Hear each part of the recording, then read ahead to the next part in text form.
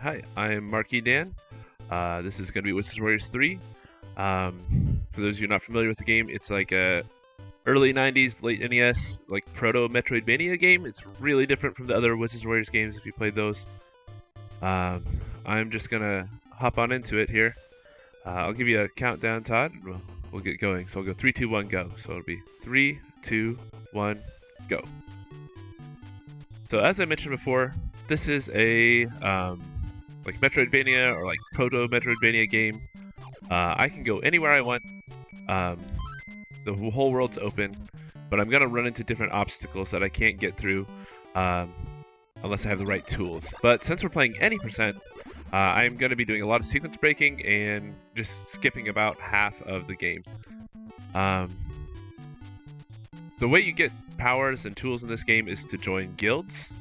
There's 3 different kinds of guilds. There's thief guilds, wizard guilds, and knight guilds. We're gonna knock out all 3 thief guilds right away because those are the guilds that let us go fast, and we're speedrunning and we want to go fast. So this is our first thief guild. All 3 thief guilds, unfortunately, are auto scrollers, but we do have to do them all in sequence. But as soon as we knock these out, it'll be a lot more fun platforming stuff. So while we're in the auto-scroller, I'll have a little bit of time to kind of explain the plot of the game. What I'm going to be doing here is I'm trying to rescue the town, right? This town is called Pied-Up. It's been, their king, King James, has been usurped by the evil wizard Malkil, who's taken his place. And the town is kind of, everyone's just kind of going evil over some like gems they found underground or something. It's a little convoluted. So for this boss here, I'm going to be doing a quick AI manip. If I stand here and do the same 2 inputs back and forth, the boss is going to continuously dodge until he dies, which is not an optimal strategy, I don't think, for any boss. But there we go, 1 down. So we've got our first thief costume. I'm going to be moving a little bit faster, but not as much as when I get the 2nd and 3rd level costumes. The other thing the thief costume lets us do is go into the underground section of the game, which is something we'll be doing a lot later. Alright, I just need to buy a few keys. This gentleman is very helpful. He sells keys to every door in town. And we've got enough keys for the rest of the game, so we don't have to go shopping anymore. Now we're approaching our first mini-boss. This guy, you can kind of interrupt his attacks and push him around the room. As long as I keep this rhythm, we're fine. I take 1 intentional hit here, I stand on the fire to keep my iframes going, and easy peasy. If you miss an attack on that boss, it does get pretty hairy. He jumps all over the place. I think we're actually on a pretty good pace so far. So we got our silver thief statue that's going to let us join our level 2 thief guild. We're just going to have to climb up there. So now I'm going to be doing some fairly precise platforming that doesn't look like much, but what I'm doing is I'm keeping a certain amount of townspeople and dogs and stuff in memory at all times, and that's causing the NES to not be able to spawn any of the barriers that's keeping me from going to the last half of the game. I've skipped 2 big barriers there. You're just gonna have to trust me that that was done correctly because it doesn't look like I did anything, but I promise you there was a glitch there. Alright, so now we're here. We're in Thief 2. Thief 2 is the same map as Thief 1, but these doors will troll you. You have to know which ones to go through without going to the spikes. Speaking of spikes, you can actually go into them a little bit without dying because the hitbox is all the way on the bottom. It's kind of fun. We're going to see Kuros, our hero, do giant leaps in his full plate. He never skips leg day. We dance. So this boss, it's really tight pixel-wise where I can stand, but if I do it right, I should be able to manipulate the AI and only take a couple of hits here. So just 1 dodge. Get another one in here. Nope, only got 1. Now I overlap hitboxes, and then I make him dodge back. It was 1 pixel too far forward there. Like I said, it's very, very tight. It's okay, it's just going to cost us 1 cycle. No big problem. Easy peasy. So you can do that one cycle faster. thief bosses are all about dancing, being in the right spots, attacking the... There's a bunch of... you make your sword's hitbox and their dagger hitbox overlap, and they dodge back. It's a little tricky to learn, but it makes the run go quite quickly. So now we're going on to get our gold thief statue, which is our last one. And to do that, we're going to have to fight a boss with this crowbar. The crowbar's hitbox is 1 pixel. So, unfortunately, the boss's hitbox kind of extends 50% past his body on the left. So what we do is we go and we tack the air to the left side of the boss. I just kind of manipulate where he lands, and then if I do this just right, he should die right by the door. There we go. And there's our last thief statue.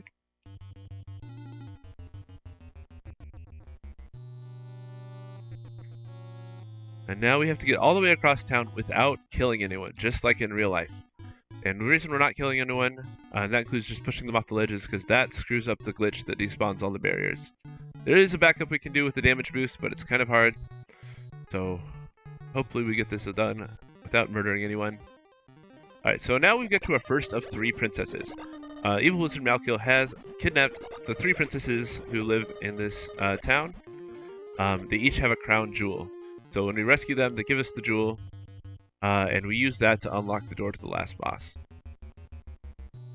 Alright, where's my doggy? There he is. Okay, we're good.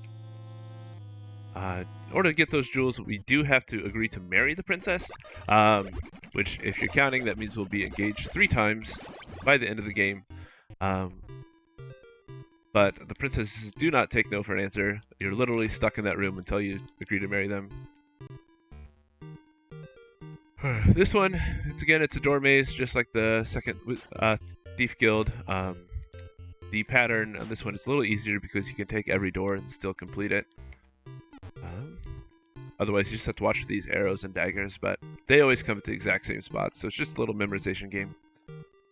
The boss here is exactly the same as the silver one, except way more health. So, I have died on this boss in marathons before, so we're going to try to not do that. If I can stand on the correct pixels. Oh, we got the first one. Can we go for 2? We got 2. That's the best start you can get.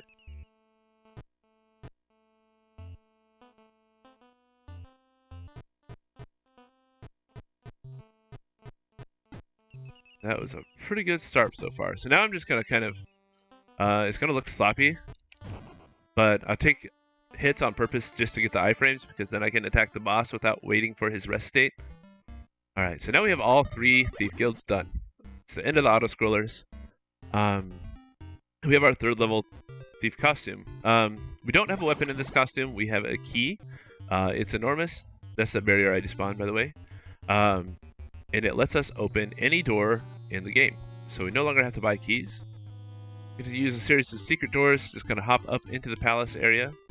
This whole game is vertical. There's a series of caves, and then the town, and then on top of the town is a palace.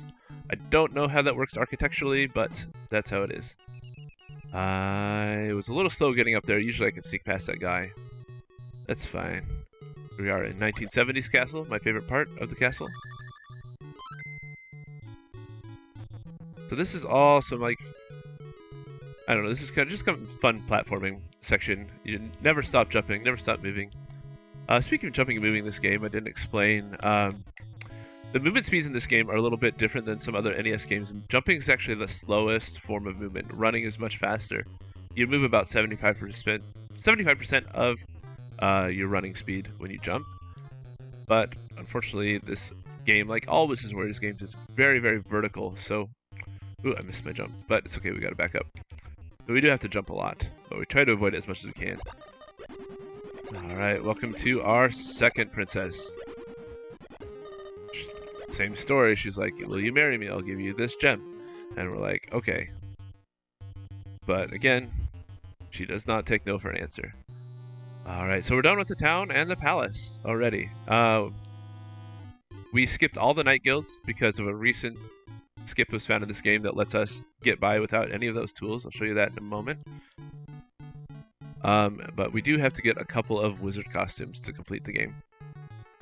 This is the bouncer. He doesn't let you get in without the right outfit, which in this case is the thief outfit. We have our first wizard statue. And we're going to hop over to the first wizard guild, which is very conveniently located next door to the statue. They're always like, can you please bring my long-lost statue back? I'll let you join the wizard guild. It's like, your statue is next door, dude. Did you really lose it? So, how do you become a wizard? Do you study? Do you get a cool robe? I don't know. The real answer is, you have to jump on onions. You have to jump on onions in front of a pink shag carpet. So all the wizard trials are like this. We're going to skip the second one because this is any %. And we're going to proceed directly to the third one after this. The first one's not too bad. The onions are pretty big. The physics in this game are not great. So you can clip into the corners of these onions really easily and just fall down and lose like a minute of time. Luckily we got to the top. This boss is pretty easy. There's some safe pixels you can stand on. And he pretty much just leaves you alone. Oh yeah, this game is great. It's a pretty late NES game. It's like 1990. Oh man, I can't remember, 91 or 93. It's like, yeah, it's the graphics are a lot better than the first game. It's a lot less complete. The people who made it did not really have time to finish it before their studio closed. But anyway, I'll get to that in a second. So now I need everybody to get their first try emotes ready, because I'm going to get this on the first try.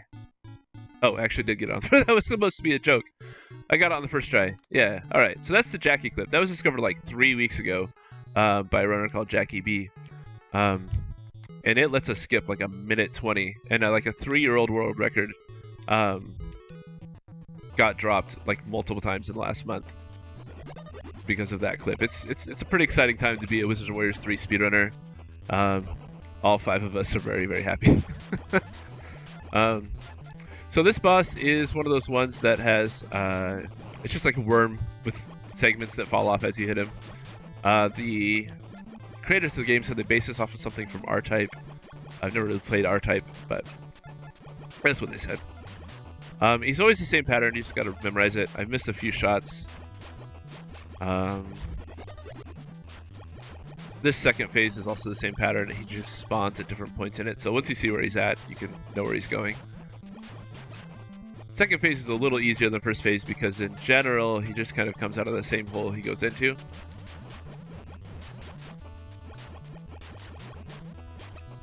But after this phase, we'll have our... Yeah, that was fairly smooth. We'll have our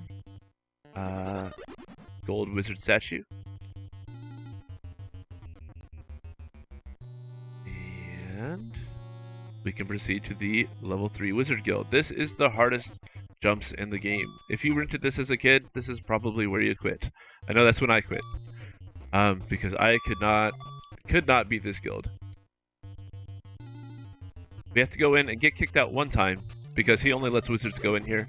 But the door is a skeleton key door, which means you absolutely need the level 3 thief to open it.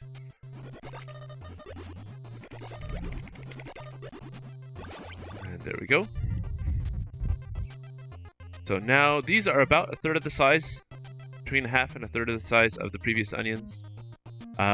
They still have the problem where you clip into the corners, so it's even less room than it looks like to stand on these things. The momentum of the onions moving and you moving and the programming leads to some really unfortunate physics interactions. Hopefully I'll get this all on the first try. This right here is going to be the hardest jump in the game. It doesn't look so bad, but the physics there are really wonky. Alright, oh. Okay. Ah. He's being mean. Okay. I just need to get in the right spot. We'll be fine. And unfortunately my D-pad is getting a little loose there. I don't know if you saw me flip to the right. Had the wrong input. There we go. That was kind of a sloppy boss fight. But we made it.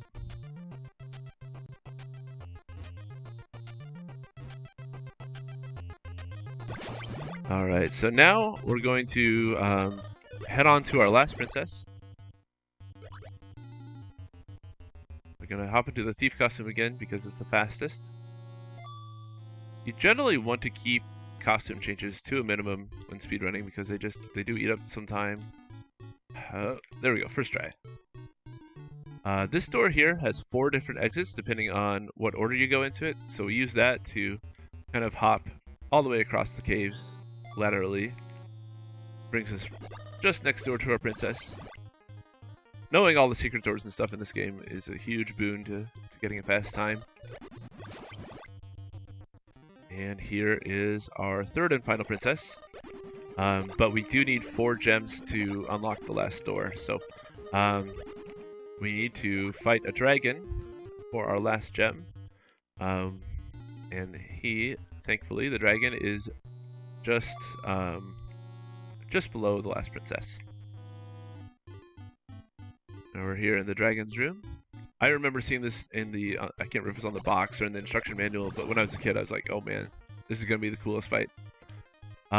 This fight is not too hard, but it has huge time penalties. I'll kind of explain as I'm going here. So these platforms here are not properly coded as ground. It is pretty cool. Actually, I'd say it's the coolest looking fight.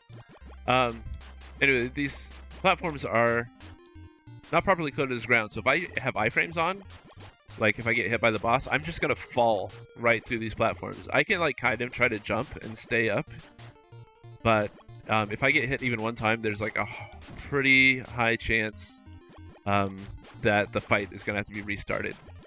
And there's not a lot I can do in some circumstances about that. But that is why my estimate's so high. My PB is about 20 minutes, and I think the estimate's 25. And it's mostly just for this dragon. But fortunately, we had a pretty happy dragon. He was nice to us. So we might get a pretty good time here. I shot a bunch of fireballs in the air there. Those set up some memory addresses that we're going to be using in a glitch later. The position of the fireballs is saved in memory in the same location the last boss uses for his attack patterns. So if we get that to be a kind of unexpected value, we can kill the boss with a glitch. So I'll show you that in a few minutes. But now we're at the climb. And the climb has no enemies, just kind of tense music and platforming. I found out a bit of trivia this week about this, that the music here continuously speeds up. So if you just like sit here long enough, it speeds up so fast, like to the degree where the music stops playing because it can't anymore. Let's see. Oh, I had it. There's a way you can skip one jump there, but I held my A button down too long and buffered it, so we lost a jump anyway. There's a third form of movement besides jumping, and that is what the third wizard guild gives us, which is this levitate move. The levitate is very slow, but it does let you get to places you would not otherwise be able to go. But we do try to avoid levitating as much as we can, because when we're speedrunning, we want to go as fast as possible.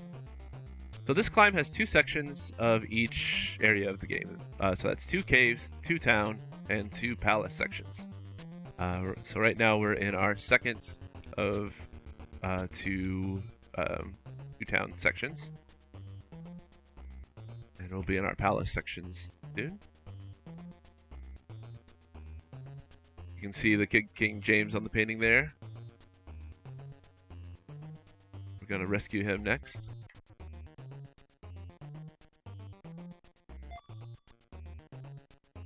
Yeah, I can tell by the music already that I'm about half a screen ahead of schedule, which is nice.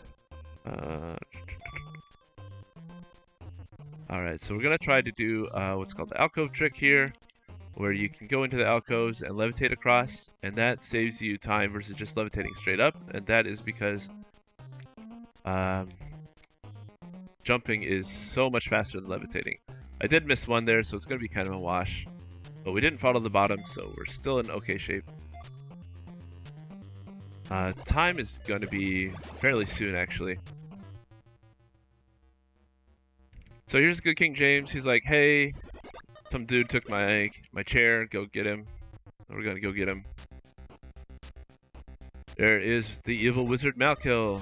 He says, do you want to join me? We could rule the world. If you choose yes, that is instant game over. Alright, so time is just in a few seconds. I'm gonna use a glitch to time.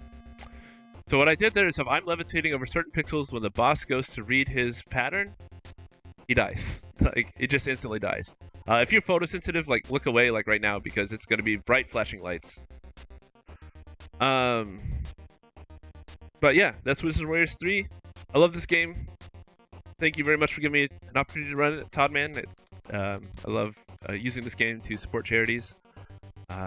Big shout out to the Wizard Warriors community, Jackie, Daskus, Limit Break, and Chris, and everybody else. Yeah, that was a lot of fun. Thanks everyone, and have a good day.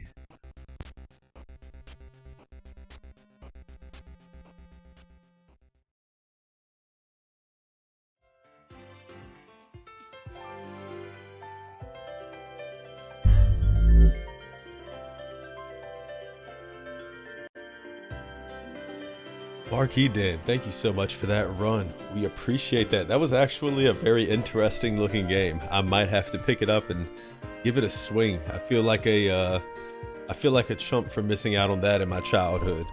And now I'm showing my age. Anyways, speaking of childhood, next up we have a Crash Bandicoot block. I'm gonna go ahead and get that cropping.